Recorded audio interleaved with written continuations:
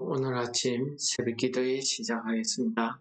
우리 찬송가 390장으로 같이 찬송하시겠습니다.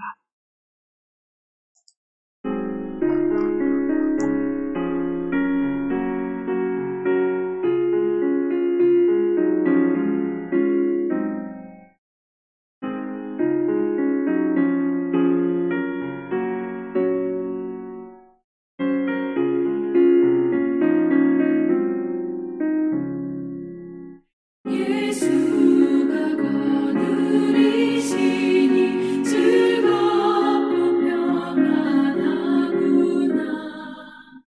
주야의 자고 깨는 것 예수가 거느리시네.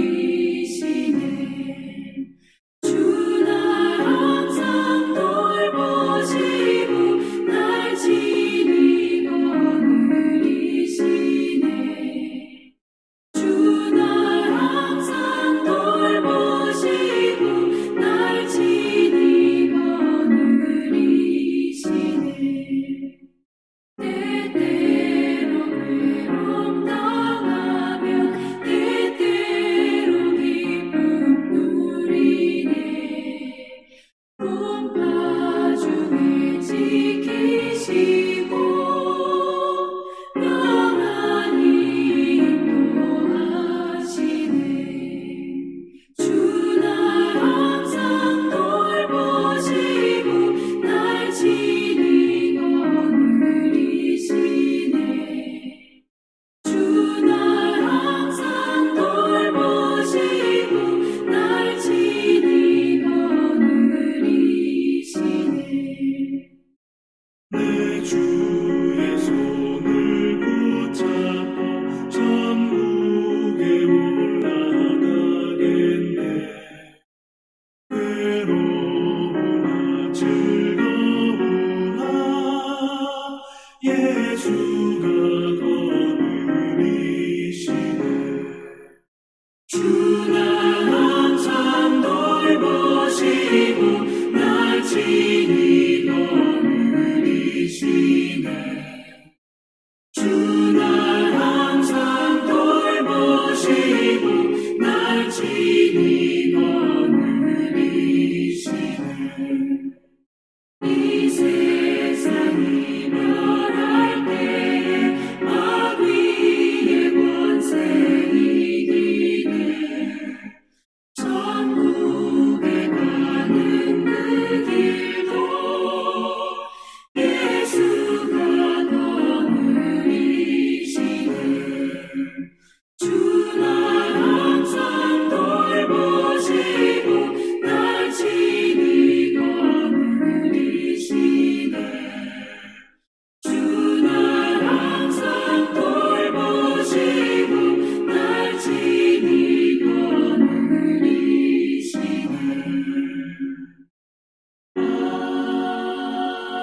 아멘.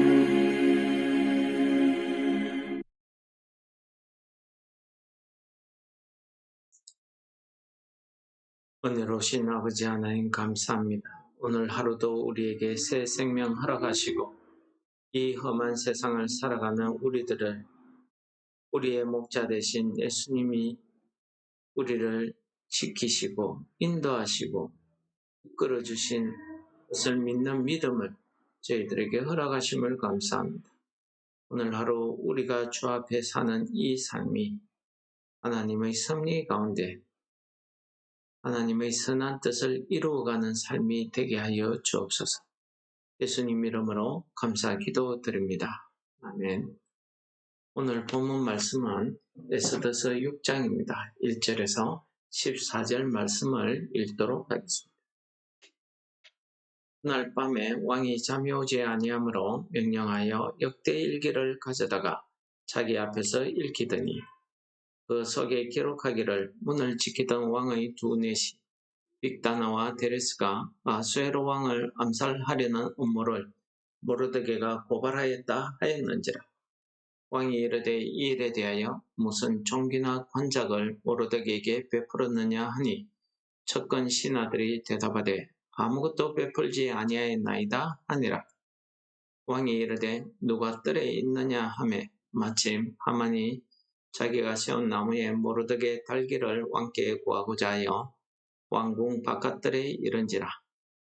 측근 신하들이 아뢰되 하만이 뜰에 섰나이다 하니 왕이 이르되 들어오게 하라 하니 하만이 들어오거늘 왕이 묻되 왕이 존귀하게 하기를 원하는 사람에게 어떻게 하여야 하겠느냐. 하만이 심중에 이르되 왕이 존귀하게 하기를 원하는 자는 나 외에 누구리요 하고 왕께 아뢰되 왕께서 사람을 존귀하게 하시려면 왕께서 입으시는 왕복과 왕께서 타시는 말과 머리에 쓰시는 왕관을 가져다가 그 왕복과 말을 왕의 신하 중 가장 존귀한 자의 손에 맡겨서 왕이 존귀하게 하시기를 원하는 사람에게 옷을 입히고 말을 태워서 성중 거리로 다니며 그 앞에서 반포하여 이르기를 왕이 존귀하게 하기를 원하시는 사람에게는 이같이 할 것이라 하게 하소서 하니라. 이에 왕이 하만에게 이르되 너는 내 말대로 속히 왕복과 말을 가져다가 대궐문에 앉은 유다 사람 모르드게에게 행하되 물은 내가 말한 것에서 조금도 빠짐이 없이 하라.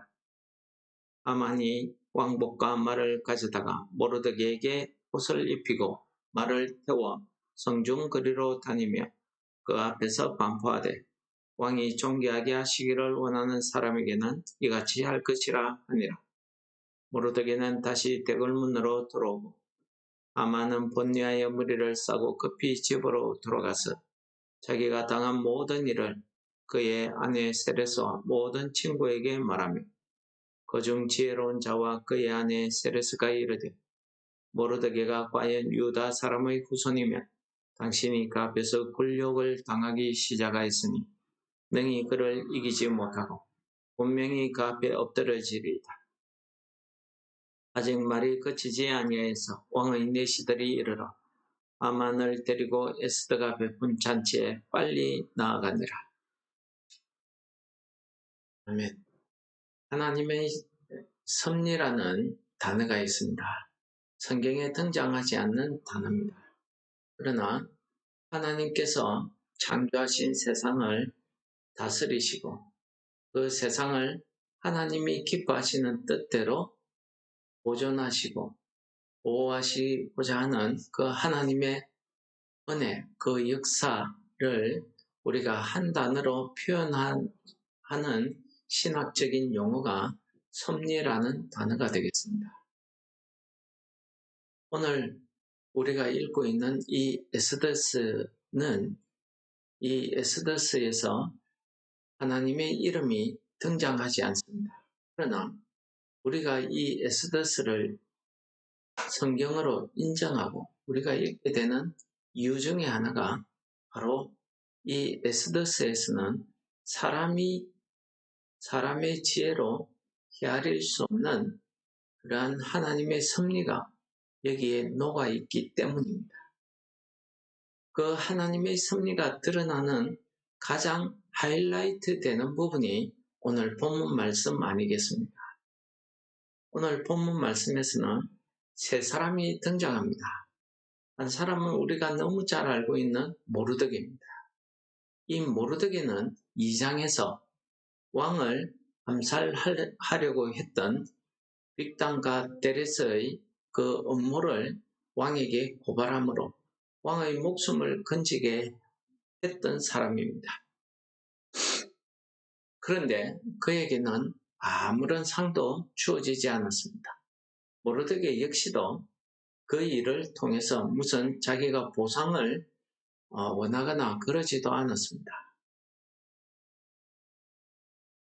오늘 가장 중요한 것은 하나님께서 이 바사나라 전국에 흩어져서 죽음을 눈앞에 두고 있는 이 유대인들을 하나님께서 하나님의 기뻐하시는 뜻대로 하나님의 때에 구원하시는 그 하나님의 섭리를 우리에게 보여주고 있습니다. 이 일에 오늘 사건은 정말 우리가 인간적으로 생각해 볼 때에 유대인의 구원과 모르드게가 상을 받는 이 일은 아무 상관이 없는 듯이 보입니다. 여러분 그렇지 않습니까? 이제 얼마 있지 않으면은 11달이 지나면은 죽을 목숨에 그 모르드게가 이러한 오늘 우리가 읽었던 본문대로 그러한 영광스러운 존귀를 받으면은 뭐 하겠습니까? 그 영광스러운 존귀가 그와 그의 민족을 구원해 주지 않습니다. 아무런 상관이 없습니다. 두 번째는 오늘 아수에로 왕입니다.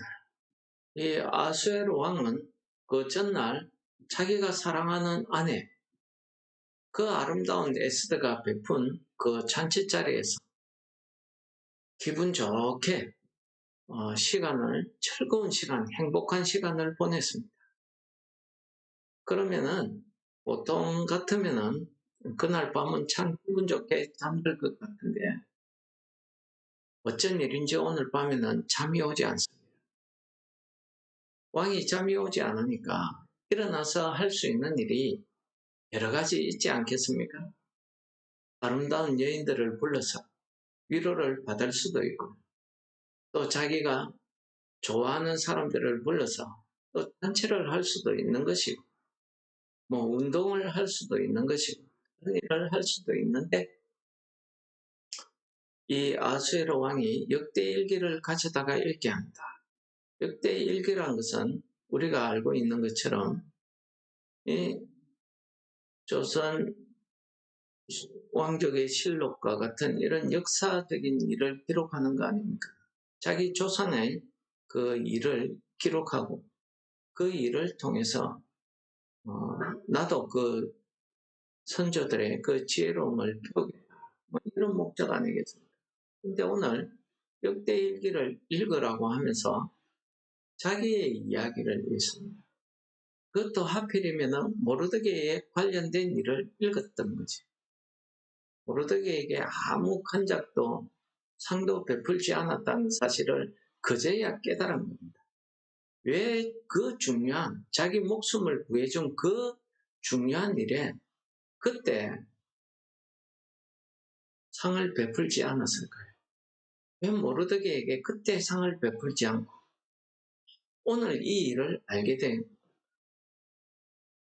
그리고 이 왕이 이 모르드게에게 상을 베풀지 않았다는 사실을 깨닫고 고민에 빠지게 됩니다. 세 번째는 하만입니다.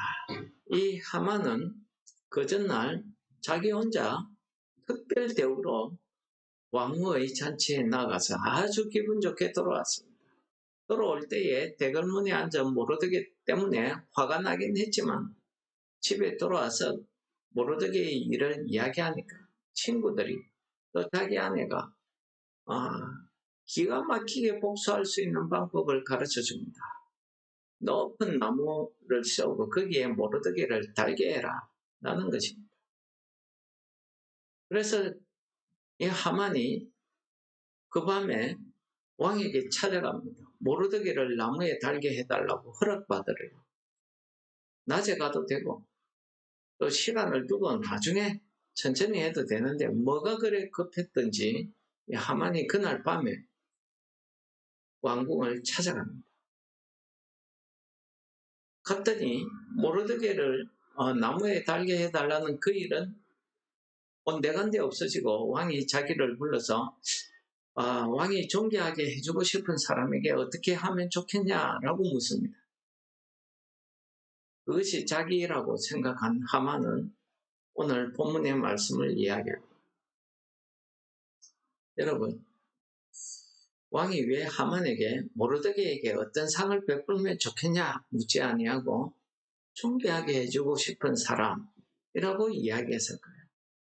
아마 하만이 듣는 앞에 모르드게의 이름을 이야기했으면 하만이 반대 의견을 냈을 수도 있고 다른 걸 이야기했을 수도 있겠습니다. 그러나 아수에로 왕이 모르드게의 이름을 이야기하지 않은 것입니다. 오늘 우리는 이 세 사람의 우연히 사람이 볼 때에는 정말 우연과 같은 일입니다.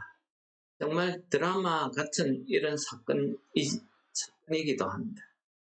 우리가 이 사건, 오늘 본문을 우리가 무엇으로 설명할 수 있겠습니까? 한마디로 설명하라고 한다면 세상적인 용어로는 우연이라고 이야기할 수 있겠죠. 그러나 오늘 본문은 분명히 이야기합니다. 이 모든 것이 헤아릴 수 없는 하나님의 섭리였다는 사실을, 여러분, 사람의 지혜로서는 오늘 이 사건이 이 유대인들을 구원하는데 무슨 관련이 있는지 우리가 깨달을 수 없습니다.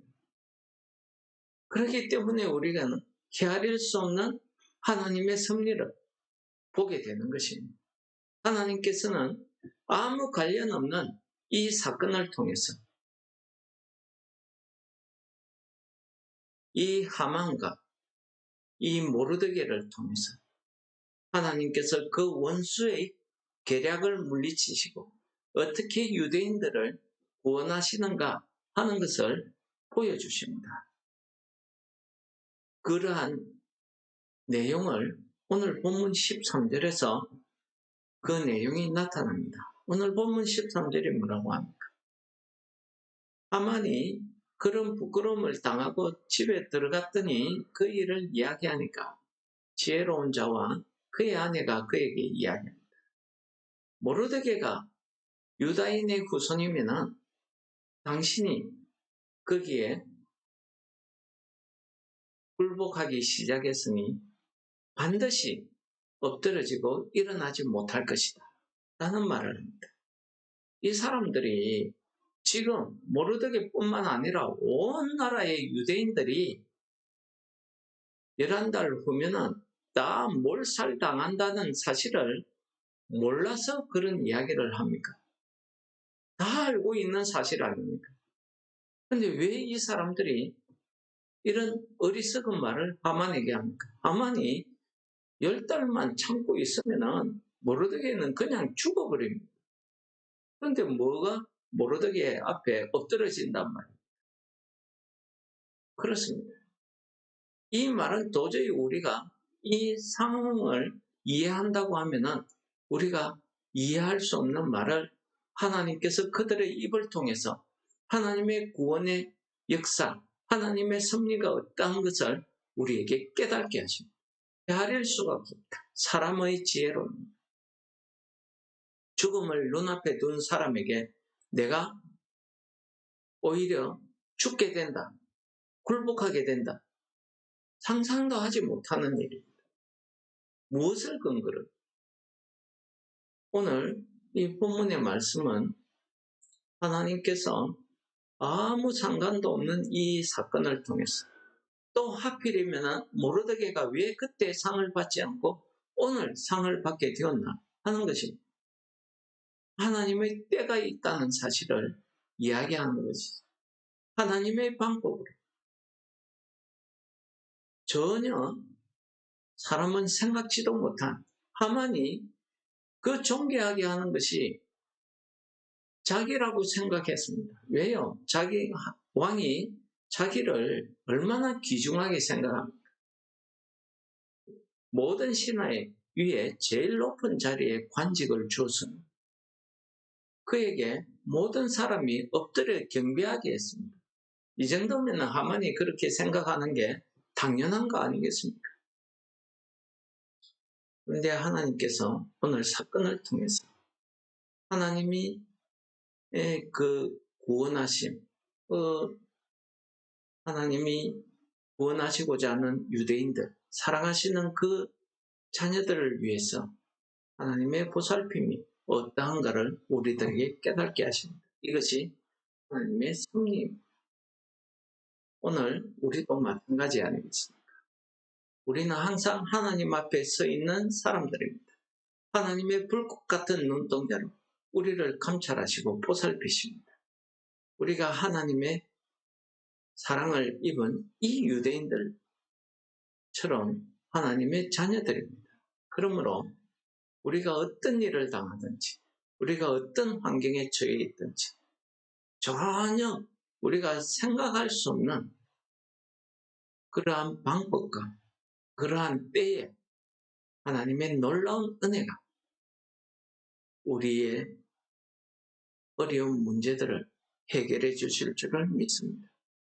우리를 구원해 주시는 그 하나님의 섭리를 통한 그 은혜, 그 사랑이 오늘 하루 우리의 삶 가운데 풍성히 넘치시기를 기도하겠습니다. 오늘 우리가 말씀을 기억하시면서 하나님 앞에 같이 기도하시겠습니다.